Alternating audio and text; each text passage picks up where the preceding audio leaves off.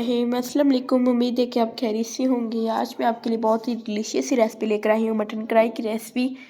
ये बहुत ही मज़ेदार अमेजिंग रेसिपी है, बहुत ही टेस्टी बन के रेडी होती है।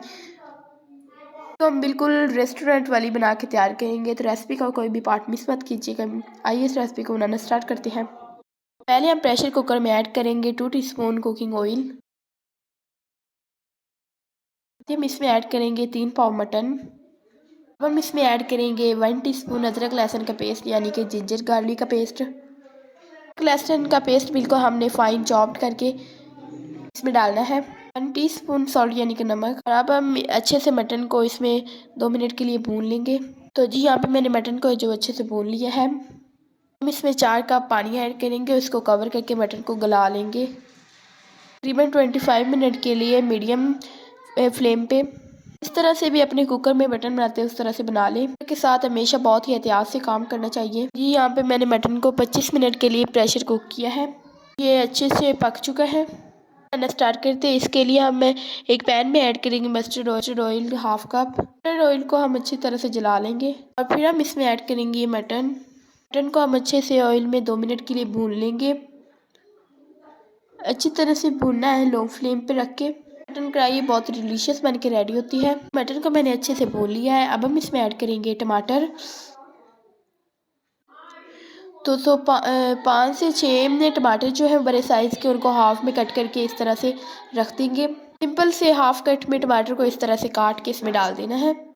अब हम इसको कवर करके हल्की आंच पे 2 मिनट के लिए पकाएंगे।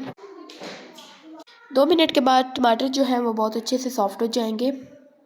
हम बहुत ही आसानी के साथ चिमटे के ज़रिए इसका छिलका उतार लेंगे। ये देखिए बहुत ही आराम से उतर जाएगा।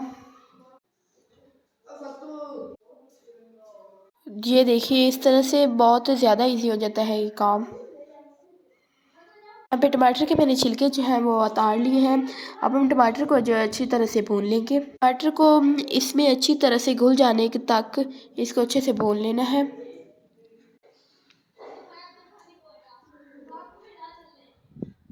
तो टमाटर जो है वो बहुत ही अच्छे से इसमें डिज़ोल्व हो चुके हैं। इसमें ऐड करेंगे 3/4 टीस्पून हल्दी powder, 1 teaspoon red chilli powder और तकरीबन हाफ टी स्पून सॉल्ट इसमें और ऐड कर लेंगे, क्योंकि हमने यहाँ पे टमाटर ऐड किए हैं। इस तरीके से हम इसमें सॉल्ट ऐड कर लेंगे। तो अच्छे से मिक्स करके पका लेंगे। तो ये अच्छे से मिक्स हो चुका है। देखिए यहाँ पे टमाटर जो अच्छे से डिज़ोल्व हो चुके हैं। हम इसको कवर करके हल्की आंच पे 10 मिनट के लिए पकाएंगे। बहुत ही अच्छे से कुक हो जाएगा। इसको हम अच्छी तरह से भून लेंगे।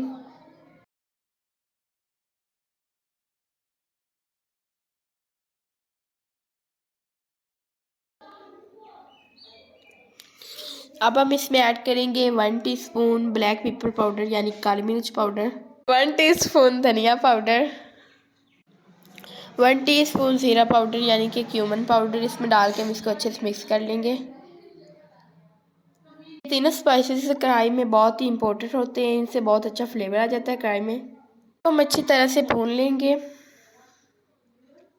ये बहुत ही अमेजिंग सी डिलीशियस सी कढ़ाई रेडी है। अब हम इसमें ऐड करेंगे फाइन चॉप्ड किया हुआ धनिया,